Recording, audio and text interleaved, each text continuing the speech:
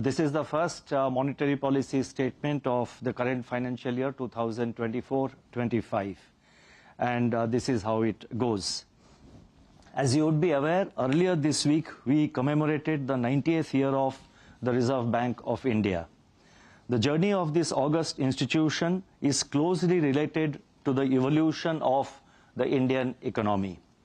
Numerous historic events have occurred during these 9 decades, and they consist of the nationalization of the Reserve Bank in 1949, the planning era, bank nationalization, wars, droughts, the fall of the Bretton Woods system, oil shocks, a precarious balance of payment situation and the subsequent market reforms, the Asian and the global financial crisis, the taper tantrum, and finally the COVID-19 pandemic and the geopolitical hostilities of the recent years.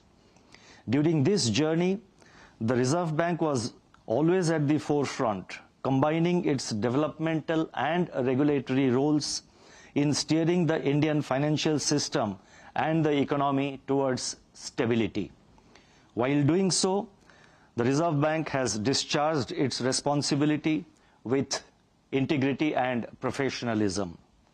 Compared to many other central banks, the Reserve Bank has a much broader range of functions which is vital for ensuring macro-financial stability of a modern and complex economy like India. There are functional complementarities among the various responsibilities of the Reserve Bank of India.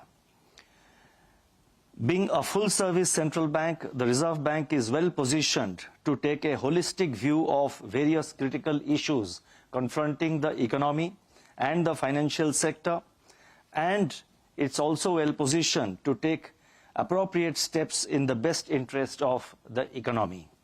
We continuously strive to learn, adapt, and innovate while performing our multiple responsibilities. I would now like to focus on the decisions and deliberations of the Monetary Policy Committee meeting, which met on 3rd, 4th, and today, 5th of April. After a detailed assessment of the evolving macroeconomic and financial developments and the outlook, the Reserve Bank MPC decided by a majority of 5-1 to keep the policy repo rate unchanged at 6.5%.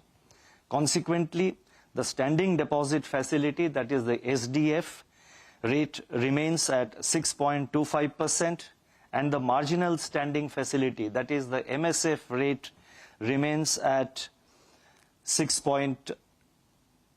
MSF rate and the bank rate, they remain at 6.75%. The MPC also decided by a majority of 5 out of 6 members to remain focused on withdrawal of accommodation to ensure that inflation progressively aligns to the target while supporting growth. I shall now briefly set out the rationale for these decisions. Since the last policy, the growth inflation dynamics have played out favorably. Growth has continued to sustain its momentum, surpassing all projections.